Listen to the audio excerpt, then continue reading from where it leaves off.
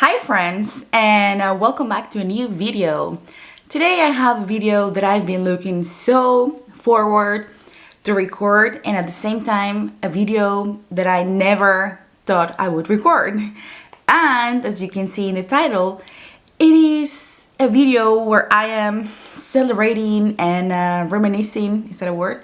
Remembering, looking back to my journey of living 10 years in the Netherlands. So buckle up, grab a cup of tea, a glass of wine, whatever drink of your preference, and enjoy.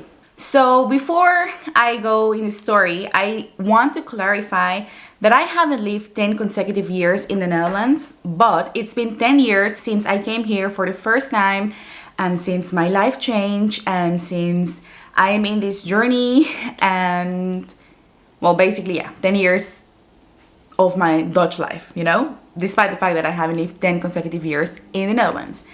Anyway, let's look back to 2011 when I was just out of high school. I was 18, and before we got out of high school, me and two of my friends were thinking like, wouldn't it be fun to go to Europe and just have like a gap year and just, have like one last boom of fun before we go and start our university life. And I had planned already which career I was gonna study, but I was very unsure as to in which university. So I had a lot of questions still. So coming to Europe sounded like the perfect plan to just, postpone my adulthood life, So we went and opened an au pair profile in a page called Au Pair World. I don't know if it still exists or not. And I am from Cancun, which is a very touristic place. And people from all over the world come to Cancun. And in July of 2011, or in June, or in May even, I don't know, May, June, July, one of those months, we were at a club, and we met some Dutch guys. And, I kind of had like a connection with one of those Dutch guys, and he was from Rotterdam. And that was the first time that the Netherlands ever came into my radar, because before that, I was not interested in Europe like at all. I always said I would never want to live in Europe because it seems so weird, to live in a place with tiny streets and super old buildings and stuff like that, It was just so completely different from Mexico. So I always thought if I live abroad, it's going to be United States or Canada, but mostly United States. I was a USA soccer. I know, don't come for me. I've grown, okay? Anyway, so yeah, those guys put the Netherlands in my radar. And because I was never interested in living in Europe, for some reason, when we decided to go and open our au pair profile, I decided it's going to be the Netherlands or it's going to be nowhere. I remember that in that profile, in that webpage, you could select 5 countries and, send applications to find a family in one of those countries. So I did send to England, to Ireland, to Austria, to the Netherlands, and I don't remember the 5th one. And also my friends sent requests for the Netherlands, And within 3 days of opening that au pair profile, I had found a Dutch family who lived in a city called Vlaardingen. I cannot really pronounce that correctly. Vlaardingen. It's very close to Rotterdam, where I currently live. It's like 20 minutes with a car. You can take a metro, subway. So it's very, very good connection. So it was just like perfect. And I know you may think that I only wanted to come to the Netherlands because of that guy that I met. But to be honest, that's not the truth, because I didn't even contact the guy when I came here. Eventually we ended up talking because a friend of him knew that I lived in the Netherlands, and then the guy contacted me or whatever. But we never saw each other. And my friends who opened also the au pair profile and also applied to the Netherlands, they didn't find a family in the Netherlands, despite the fact that they really, really wanted to come to the Netherlands. Ideally, we wanted the three of us to be in the same country so we could go through this experience together. But they ended up in Austria, both of them, and I ended up in the Netherlands. And I feel like I ended up in the Netherlands because it was my destiny. It was meant to be, and I feel like I was always meant to end up here. And I don't know where the future is going to bring me, but I feel like, you know, I was just meant to be here. So when I was an au pair, I met my boyfriend, who I currently still am together with. We live together, and we met on Facebook because when I knew that I was coming to the Netherlands, I randomly started searching guys who lived in the Netherlands, mostly in the Rotterdam area, because I wanted to have a friend. And I thought, well, girls are not gonna ever accept me on Facebook, but guys will. So that's why I only added guys, and one of those guys was my boyfriend. But I didn't even know who he was. You know, he had a profile picture with a friend, and I was like, who are you? No idea. But when I moved, I changed my city from Cancun to Vlaardingen, and he has family in Vlaardingen. So he contacted me and he was like, do I know you? Because I see you're from Mexico, but I've never been to Mexico. I don't know. And then I was like, oh my gosh, no, I'm so sorry. And we started talking, and then after a few weeks, we met in person on 5 November of 2011, and my birthday is on 6 November, so I was turning 19. So I spent my birthday with him because it was midnight, and then my birthday. Anyway, I had a really, really, really bad time being an au pair. I hated it. The family was very complicated. They were going through a lot of personal issues which were very heavy on me. They basically made me be a full-time mom. Well, an au pair is like a big sister, you know? So it was a lot of responsibility. It was the first time that I traveled abroad. It was the first time that I was far away from home. And my parents are divorced, and I live with my mom in Cancun. And her and I, we did everything together. So it was very, very hard for me to be far away from her. It was just heartbreaking. So I was just ready to go back after 2 weeks. And the only reason why I stayed is because I met my boyfriend. And we were not boyfriend and girlfriend back then, you know. But I thought to myself, I feel in my gut that this is going to lead to something special. So I stayed. And afterwards, I ended up going back to Cancun, to Mexico, in 2012, in the summer, in July. And then we did the long distance relationship. He went to visit me in December. And in December, we had a talk, and we were like, okay, we can't do long distance relationship forever. So what are we going to do to make sure that we are in the same country? Are you moving to Mexico? And he was very reluctant. And me too, for some reason, I don't know. And I still had to study university because, as I mentioned before, that was my gap year coming to the Netherlands. And then I went back, and I didn't go right away to school because I wasn't sure what the relationship, where it was going, what was the plan, etc. So I was 19, and the best plan for us was that I would come to study my university in the Netherlands, in Erasmus University in Rotterdam. So that was the plan. I applied, you know, for the school, you know, whether they accepted me or not. I had to make sure, you know, that my high school diploma was valid, and that this university would accept it, and that they would see that I'm in the same level. And I had to do English exams, you know, the TOEFL, and I had to apply for the visa. And sooner than later, it was 2013, and that was when I came to live to the Netherlands. And I've been living in the Netherlands from 2013 up until now, 2021, and without that gap year, you know, of 2012. Literally summer 2012 until summer 2013 I spent in Mexico, and then I came back. And to be honest, I count my Dutch life like I see the beginning of my Dutch life when I came to study my university, because when I was an au pair, I was, as I mentioned, extremely unhappy, extremely depressed. I had a lot of acne for the first time ever, and that was stress, you know. I had gained a lot of weight, and I had no one. I had no friends. I only had my boyfriend, because normally when you're an au pair, the family puts you in like a school, you know, whether it's a language school or whatever, you know, you make friends. But because the family was so sucky, I'm sorry, they were just a sucky family because of the sucky situation that they were in.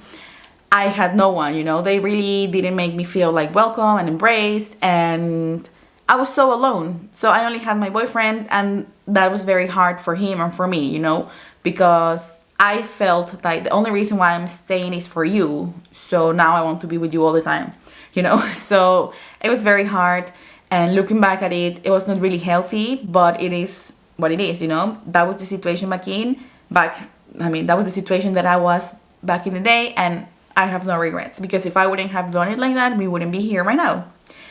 But when I came in 2013 and I started my university, I made a lot of friends, I had a social life, I made a life, you know, and my life was not just my boyfriend.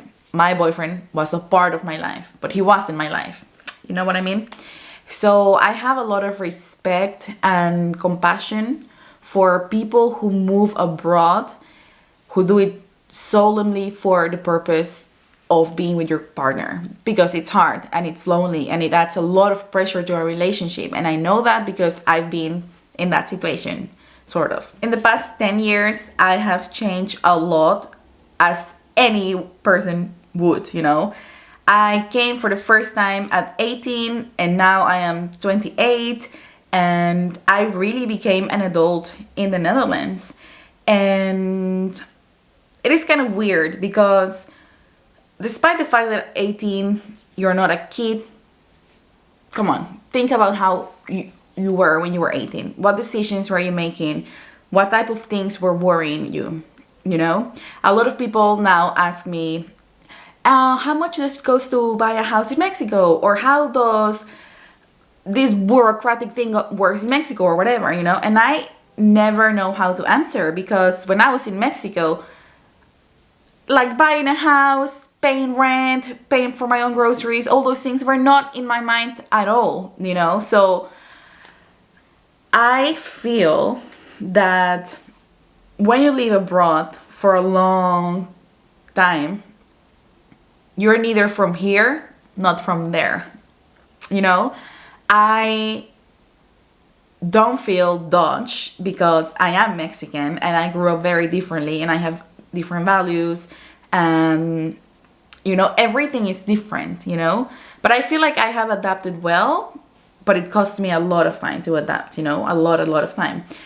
But I would say that I am more now, I mean, I'm not fully Dutch, but when I go to Mexico, people say like, come on, you're in Mexico, you're not in Europe, you can drop the act, you know, like, that's what I'm saying. Like, I'm not from there, not from here. And it's really weird because you would say, yeah, you were born in Mexico, raised in Mexico by Mexican parents, but a big chunk of my identity, which is growing up, becoming an adult, happened in the Netherlands. So it's really weird to experience this. I don't know.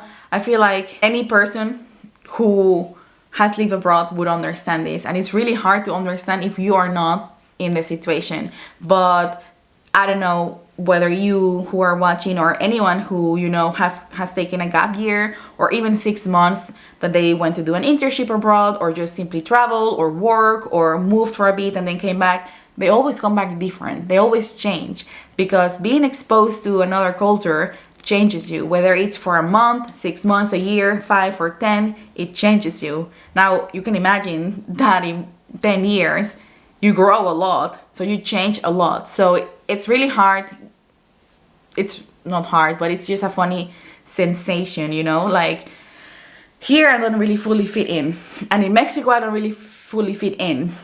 Another thing that I have some difficulties with is that I left Mexico when I was 18, and when I go back, it feels like I'm going back to my old life. So I feel like I'm again 18 and everyone is living with their parents still, and we're just high school people and we go out and stuff like that. But it's not like that. Everything changed. Everything kept going without me, you know? And sometimes it's hard to accept that life didn't stop when you left. Life went on, and your house has changed. Maybe your bedroom is not your bedroom. That happened to me. My bedroom is not my bedroom anymore.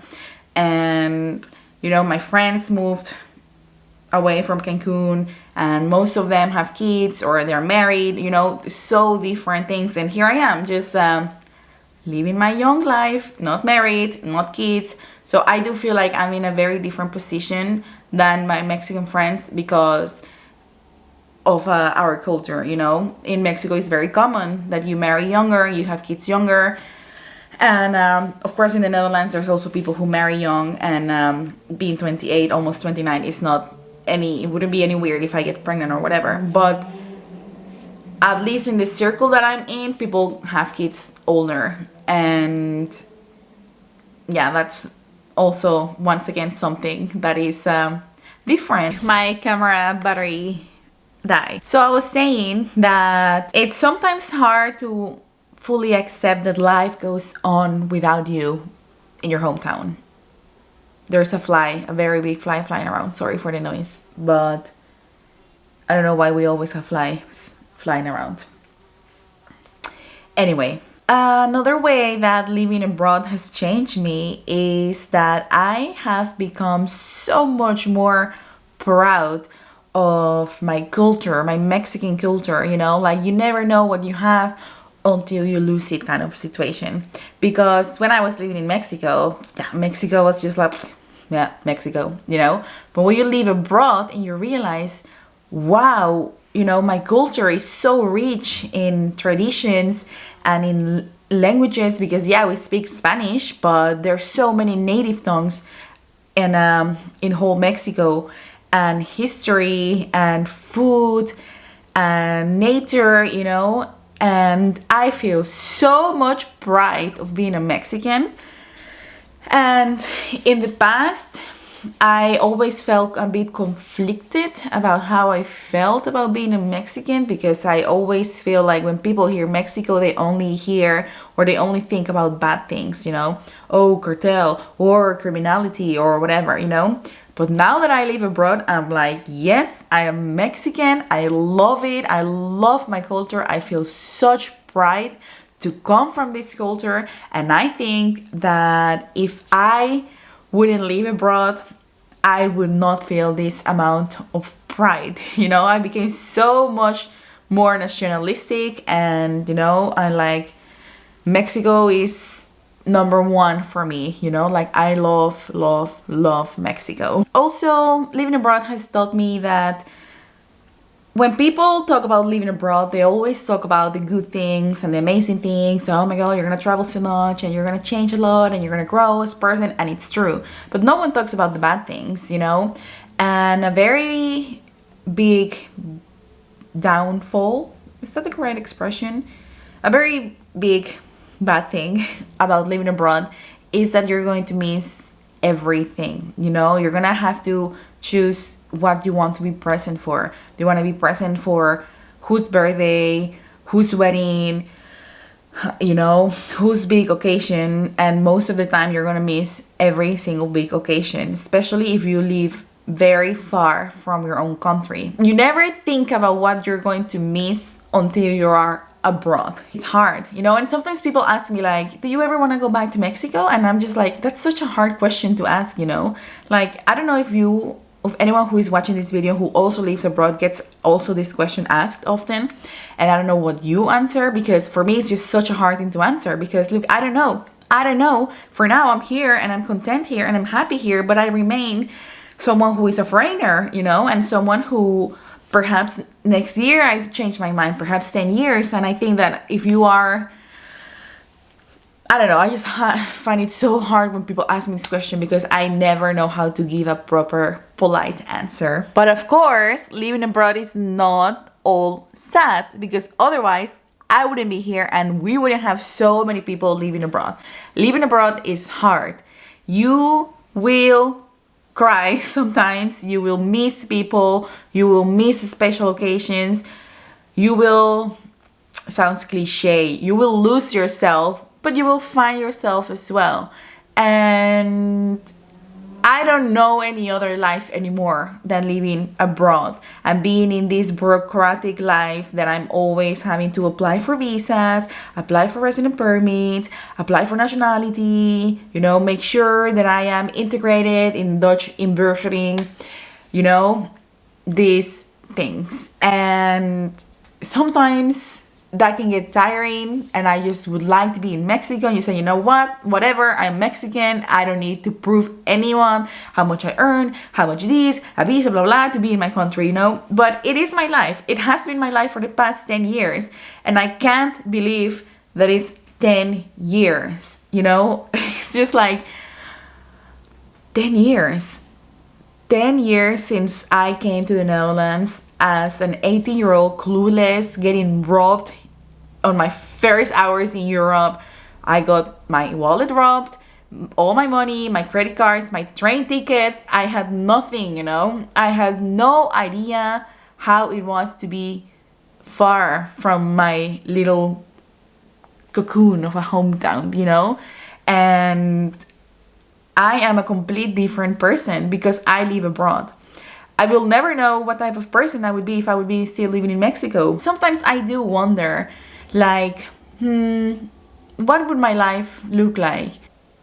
I just feel like people who live abroad become so resilient and so strong. And I am proud of me. I am proud of myself for being able to have this life of always missing a piece of me, you know, for 10 years, because it made me stronger. And it just made me so much closer to my parents, you know. Like, now when I am with my mom and my dad, but you know, I'm such a mommy's girl, I'm so close with my mom, it just feels so special, you know. It's just like I could stay in that moment forever. Hi friends, this is Karen from the future. I'm actually editing this video, and yeah, I think that when I was making that video, I forgot a lot about the things that I wanted to say. And something that just wanted to say right now, the Netherlands feels like it's my home. You know, whenever I am in any other country, obviously I'm gonna go home, I think about going back to the Netherlands and not going back to Mexico. So it's just really weird that Mexico stopped being my home and became my hometown rather than my home, you know? And the Netherlands, it's my home. And that's just so bizarre to me, you know? Sometimes when I think about the actual reality of the situation, that I am across the ocean, across a continent, I mean in a different continent, in a different time zone with 7 hours difference, I'm like, is this my life? You know, I can't believe that this is my life. And I feel like when I was a little girl, despite the fact that I always said, oh, I never want to live in Europe, and that I was so close and tied up with my mom, I felt like I always wanted more out of life than Cancun could offer me, you know? Sorry, a car. So now when I analyze it, I find myself in the middle of everything that I ever dreamed of. Everything that I asked for became true. You know, I wanted to study abroad. I really wanted that. And it happened. It became a reality. And I've always wanted love, you know. I've always wanted to be in a relationship. And I never had one in Mexico, a real one.